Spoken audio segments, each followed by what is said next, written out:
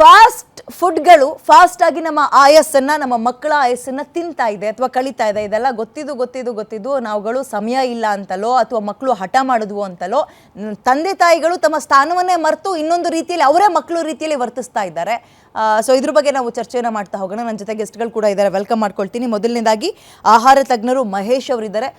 Sir ನಮಸ್ತೆ, ಕಾರ್ಯಕ್ರಮಕ್ಕೆ ಸ್ವಾಗತ ತಮಗೆ. ಇನ್ನು 3 ಜನ ಪೋಷಕರು ನಮ್ಮನ್ನ ಜಾಯ್ನ್ ಆಗಿದ್ದಾರೆ, ವೆಲ್ಕಮ್ ಮಾಡ್ಕೊಳ್ತೀನಿ. ನಂಜೇಗೌಡರು ನಮಸ್ತೆ, ಕಾರ್ಯಕ್ರಮಕ್ಕೆ ಸ್ವಾಗತ ಸರ್ ತಮಗೆ. ಇನ್ನು ಶೀತಲ್ ಅನ್ನೋರು ಕೂಡ ನಮ್ಮ ಜೊತೆ ಇದ್ದಾರೆ, ನಮಸ್ತೆ, ಕಾರ್ಯಕ್ರಮಕ್ಕೆ ಸ್ವಾಗತ. ಮಮತಾ ಅವರು ಕೂಡ ಇದ್ದಾರೆ. ನಾನು ಮಹೇಶ್ ಅವ್ರನ್ನೇ ಮಾತಾಡಿಸ್ತೀನಿ. ಸರ್, ಈ ಆಹಾರದ ಪದ್ಧತಿ ಕಂಪ್ಲೀಟಾಗಿ ಬದಲಾವಣೆ ಆಗಿದೆ ಆ್ಯಂಡ್ ಇದು ಒಳ್ಳೇದಲ್ಲ ಅನ್ನೋದು ಎಲ್ರಿಗೂ ಕೂಡ ಗೊತ್ತು. ಆ್ಯಂಡ್ ನಿಮ್ಗಳನ್ನು ನಾವು ಹುಡುಕೊಂಡು ಹಾಸ್ಪಿಟಲ್ಗಳಿಗೆ ಕ್ಲಿನಿಕ್ಗಳಿಗೆ ಬಂದಾಗಲೂ ನೀವು ಕಿವಿ ಮಾತು ಹೇಳಿ ಕಳಿಸಿರ್ತೀವಿ. ಬಟ್ ಸ್ಟಿಲ್ ನಾಳೆಯಿಂದ ಪೇರೆಂಟ್ಸ್ಗಳು ಅದನ್ನೇ ಆ ಶೆಡ್ಯೂಲ್ನೇ ಕಂಟಿನ್ಯೂ ಮಾಡ್ತಾ ಹೋಗ್ತಾರೆ. ಓಕೆ, ಯಾಕೆ ಈ ಫಾಸ್ಟ್ ಫುಡ್ಗಳನ್ನು ಜಂಕ್ ಫುಡ್ಗಳನ್ನು ತಿನ್ನಬಾರ್ದು ಅಂತ ಆರಂಭಿಕ ಸ್ಟೇಟ್ಮೆಂಟ್ ಕೊಟ್ಬಿಟ್ರೆ ನಾನು ಕಂಟಿನ್ಯೂ ಮಾಡ್ತೀನಿ ಡಿಬೇಟ್ನ. ಓಕೆ, ಸೊ ಮೊದಲನೇದಾಗಿ ನೀವೇ ಹೇಳಿದ್ರಿ ಜಂಕ್ ಫುಡ್ ಅಂದರೆ ನೇಮೇ ಹೇಳುತ್ತೆ ಅದು ಜಂಕ್, ನನಗೆ ಬೇಕಾಗಿಲ್ಲ ಬಾಡಿಗೆ ಅಂತ ಹೇಳಿ. ನಮ್ಮ ನ್ಯೂಟ್ರಿಷನ್ ಪರ್ಸ್ಪೆಕ್ಟಿವಲ್ಲಿ ನಾವು ಮಾತಾಡಬೇಕಾದ್ರೆ ಅಲ್ಲಿ ಏನಾಗುತ್ತೆ ಅಂದರೆ ಇದು ಕಂಪ್ಲೀಟಾಗಿ ಎಂಟಿ ಕ್ಯಾಲೋರೀಸ್ ಅಂತ ಹೇಳ್ತೇವೆ. ಅಂದರೆ ಇದರಲ್ಲಿ ಯಾವುದೇ ಆದ ನ್ಯೂಟ್ರಿಷನ್ ವ್ಯಾಲ್ಯೂ ಇರಲ್ಲ. ಅಂದರೆ ಅದರಲ್ಲಿ ನಿಮಗೆ ಯಾವುದೇ ಆದ ಒಂದು ಕಾರ್ಬೋಹೈಡ್ರೇಟ್, ಶುಗರ್ ಅಂತ ಹೇಳ್ತೀವಿ, ಅದು ಬಿಟ್ಟರೆ ನಿಮಗೆ ವೈಟಮಿನ್ಸ್ ಆಗಲಿ ಮಿನರಲ್ಸ್ ಆಗಲಿ ಅದರಲ್ಲಿ ಯಾವುದೇ ನ್ಯೂಟ್ರಿಷನ್ ವ್ಯಾಲ್ಯೂ ಇರಲ್ಲ. ಸೊ ಅದಕ್ಕೆ ಹೇಳ್ತೀವಿ ಜಂಕ್ ಫುಡ್ ಅಂತ ಹೇಳಿ.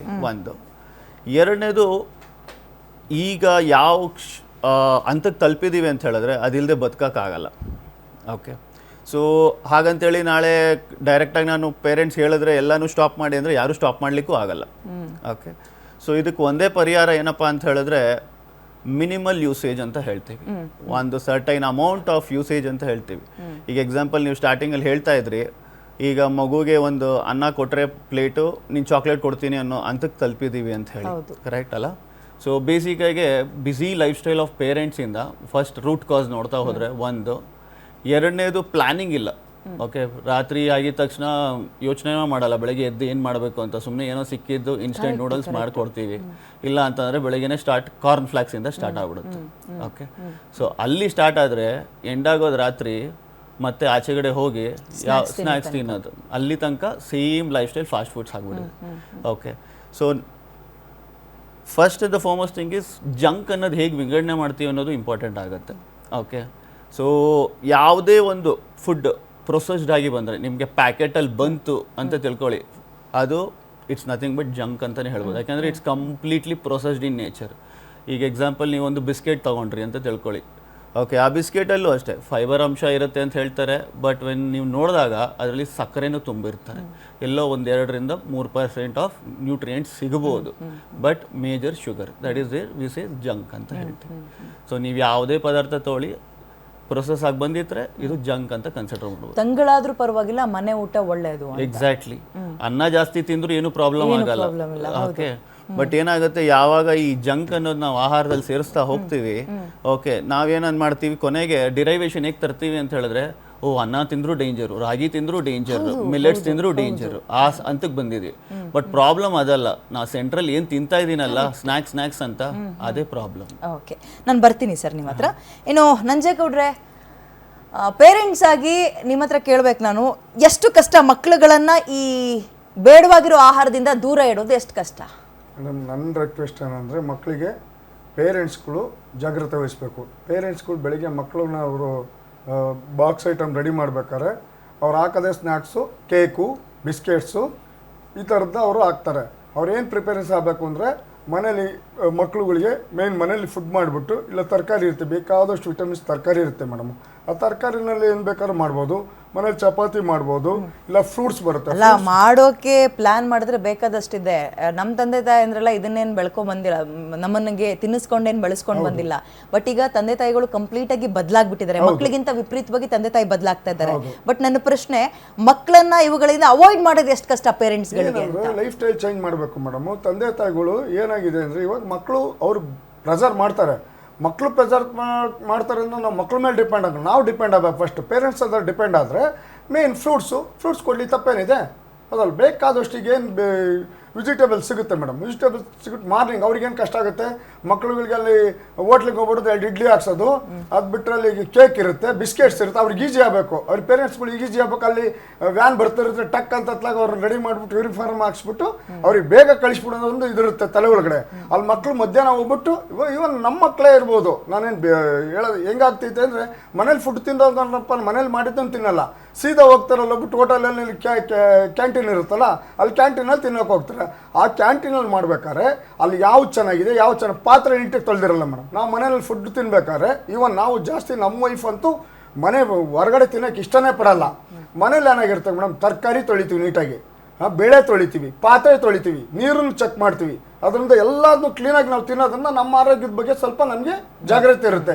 ಹೋಟೆಲಿಗೆ ಯಾವ ಹೋಟೆಲಿಗೆ ಹೋಗಿ ಸರ್ಚ್ ಮಾಡಿ ಮೇಡಮ್, ಬೇಕಾದ್ರೆ ಹೋಗ್ಬಿಟ್ಟು ಚೆಕ್ ಮಾಡಿದಾಗ ಏನಿರುತ್ತೆ, ಯಾವ್ದು ಈ ಕ್ಲೀನ್ ಇರುತ್ತೆ ಹೋಟೆಲ್ ತೋರಿಸ್ಬಿಡಿ ನೋಡ್ತೀನಿ ಅನ್ಬೇಕು. ಅಡುಗೆ ಮನೆ ಒಳಗೆ ನೋ ಎಂಟ್ರಿ ಅಂತ ಹಾಕಿರ್ತಾರೆ ಸರ್ ಕ್ಲೀನಲ್ಲಿ. ಅಡುಗೆ ಮನೆ ಒಳಗೆ ನಮಗೆ ಹೋಗಕ್ಕೆ ಬಿಡಲ್ಲ ಹೋಟೆಲ್ಗಳಲ್ಲಿ. ಓಕೆ, ಹೇಳಿ ಮೇಡಮ್, ನನ್ನ ಪ್ರಶ್ನೆ ಸೇಮ್ ಪ್ರಶ್ನೆ ನಿಮಗೆ. ಮಕ್ಕಳನ್ನ ಈ ಜಂಕ್ ಫುಡ್ಗಳಿಂದ ಅವಾಯ್ಡ್ ಮಾಡೋದು ಎಷ್ಟು ಕಷ್ಟ? ಆಕ್ಚುಲಿ ಯಾವತ್ತು ಅವಾಯ್ಡ್ ಮಾಡಬೇಕು ಅಂತ ಹೇಳಿದಾಗ they will always be attracted to break the rules.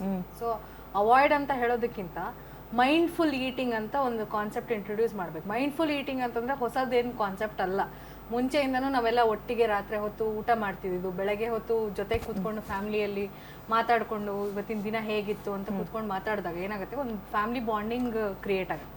ಯಾವಾಗ ಒಂದು ಫ್ಯಾಮಿಲಿ ಬಾಂಡಿಂಗ್ ಕ್ರಿಯೇಟ್ ಆಗುತ್ತೋ ಆ ಒಂದು ಅಟ್ಮಾಸ್ಫಿಯರ್ ಕ್ರಿಯೇಟ್ ಮಾಡಿದಾಗ generally home food will taste really good. ಯಾಕಂದರೆ it has a lot of love, affection and also some memories are created with it. And ಅಡುಗೆ ಮಾಡ್ತಿದ್ದಾಗ ಮಕ್ಕಳನ್ನ ಅದರಲ್ಲಿ ಇನ್ಕ್ಲೂಡ್ ಮಾಡ್ಕೊಳ್ಳೋದು, ಪ್ರಾಬಬ್ಲಿ ತರಕಾರಿ ಪೀಲ್ ಮಾಡಲಿಕ್ಕೋ ಅಥವಾ ಸಿಂಪಲ್ ಆಗಿ ಏನೋ ಹೇಳ್ಕೊಡೋದು ಅಂತೆಲ್ಲ ಅವ್ರಿಗೆ ಇಂಟ್ರೆಸ್ಟ್ ಅದರಲ್ಲಿ ಬೆಳೆದಾಗ they will also be very interested to eat home food actually ಅಂತ. ಸೊ ಹಾಗಾಗಿ ಮೈಂಡ್ಫುಲ್ ಕಾನ್ಸೆಪ್ಟ್ ಬೇಸಿಕ್ಲಿ ಇಲ್ಲಿ ತರಬೇಕು. ಆಲ್ಸೋ ಈಗ ಏನಂತಂದ್ರೆ, ಈಗ ಮೊಬೈಲ್ದು ಎಕ್ಸ್ಪೋಜರ್ ಜಾಸ್ತಿ ಇರೋದ್ರಿಂದ ಅದರಲ್ಲಿ ನೀವು ಎಲ್ಲೇ ರೀಲ್ಸ್ ತೆಗೀರಿ, ಯೂಟ್ಯೂಬ್ ತೆಗೀರಿ, ಏನಾದರೂ ಮಾಡ್ರಿ, ಅದರಲ್ಲಿ ತುಂಬ ಬರೋದೇ ನಿಮಗೆ ಫುಡ್ ಇಂದು ವಿಡಿಯೋಸ್ ಬರುತ್ತೆ. ಸೊ ಅದರಿಂದ ಏನಾಗುತ್ತೆ, ಒಂಥರ ಇನ್ಫ್ಲೂಯೆನ್ಸ್ ಆಗುತ್ತೆ. It is addictive by nature. ಹಾಗಾಗಿ ಅವಾಯ್ಡ್ ಅನ್ನೋದಕ್ಕಿಂತ ಅದನ್ನ ಹೆಂಗೆ ನಾವು ಮನೆ ಫುಡ್ನ ಅದೇ ರೀತಿಯಾಗಿ ಅಪಿಟೈಸಿಂಗ್ ಆಗಿ ಮಾಡಬೇಕು ಅನ್ನೋದನ್ನ ನಾವು ಕಲ್ತ್ಕೊಳ್ಬೇಕು ಅಷ್ಟೇ. ಓಕೆ, ನಿಮ್ಮ first comment madam. Like Sheetal madam ಹೇಳ್ದಂಗೆ ಮನೆಯಲ್ಲೇ ನಾವು ಅವ್ರಿಗೆ ಫಸ್ಟ್ ಆಫ್ ಆಲ್ ಕಷ್ಟ ಇದೆ, ಇಲ್ಲ ಅಂಥೇಳಿ ಅಲ್ಲ, ತುಂಬಾ ಕಷ್ಟ ಇದೆ. ಅದಂತೂ ಇವಾಗಿನ ಮಕ್ಕಳಿಗೆ ಅದನ್ನು ಒಂದು ಡೈವರ್ಟ್ ಮಾಡೋ ರೀತಿಯಲ್ಲಿ ನಾವು ಮಾತಾಡಬೇಕು ಅಂತೇಳಿ ತುಂಬ ಕಷ್ಟ ಇದೆ.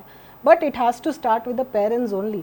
ಯಾಕಂತೇಳಿ ನಾವಿಲ್ಲಿ ರಿಸ್ಟ್ರಿಕ್ಟ್ ಮಾಡಿ ಅವ್ರು ಅದನ್ನು ತಿನ್ನಬೇಡ ಇದನ್ನು ತಿನ್ನ, ಅವ್ರು ಹೊರಗಡೆ ಹೋಗಿ ತಿನ್ನೋದು ತಿಂತಾರೆ, ಅದು ಇವಾಗಿನ ಮಕ್ಕಳು. ಸೊ ಮನೇಲೇ ನಾವು ಅದೇ ರೀತಿ ಅಂತ ಇವಾಗ they might use red colour agent to some red forest cake ಅಂತೇಳಿ ಬರುತ್ತಲ್ಲ, ಅದೇ ಥರದ್ದು ನಾವು ಮನೇಲಿ ಬೀಟ್ರೂಟ್ನ ಹಾಕ್ಬಿಟ್ಟು ಅದನ್ನು ಕಲರ್ಫುಲ್ಲಾಗಿ ನಾವು ಆ ಥರ ಏನಾದರೂ ಮಾಡಿ ಮಕ್ಕಳಿಗೆ ಅಟ್ರಾಕ್ಟಿವ್ ಆಗೋ ಹಾಗೆ ನಾವು ಏನೋ ಕೊಟ್ಟರೆ ನೀವು ಹೇಳೋದ್ ಕೇಳಕ್ ಚೆನ್ನಾಗಿದೆ ಮೇಡಮ್. ಬಟ್ 6 ತಿಂಗಳಾದ್ಮೇಲೆ ಮಗು ಹಾಲಿನ ಜೊತೆಗೆ ಬೇರೆ ಏನಾದ್ರು ತಿನ್ಬೇಕು ಅಂತ ಅಥವಾ ತಿನ್ನಿಸ್ಬೇಕು ಅಂತ ಬರೋ ರಾಗಿ ಸರಿ ಹಿಟ್ಟನ್ನು ಮಾಡ್ದಲೆ ಅಥವಾ ಮಾಡಕ್ ಆಗ್ದಲೆ ಇರುವಂತಹ ಪೇರೆಂಟ್ಸ್ಗಳು ನಮ್ಮ ಸುತ್ತಮುತ್ತ ಇದ್ದಾರೆ. ಅದನ್ನು ಮೆಡಿಕಲಿಗೆ ಹೋಗಿ ತಗೊಂಡ್ ಬರುವಂತವ್ರು ಇದ್ದಾರೆ. ನೀವು ಹೇಳಿದ್ರಿ ಕೇಕ್ ಮಾಡೋಣ, ಬೀಟ್ರೋಟ್ ಅಲ್ಲಿ, ಕ್ಯಾರೆಟ್ ಅಲ್ಲಿ ಅದನ್ನ ಮಾಡೋಣ, ಅದು ಬಹಳ ದೂರದ ಮಾತಾಯ್ತು. ಸೊ ಪೇರೆಂಟ್ಸ್ ಇಂದ ಬದಲಾಗಬೇಕು ಅಂತ ನೀವು ಹೇಳ್ತಾ ಇದ್ದೀರಿ.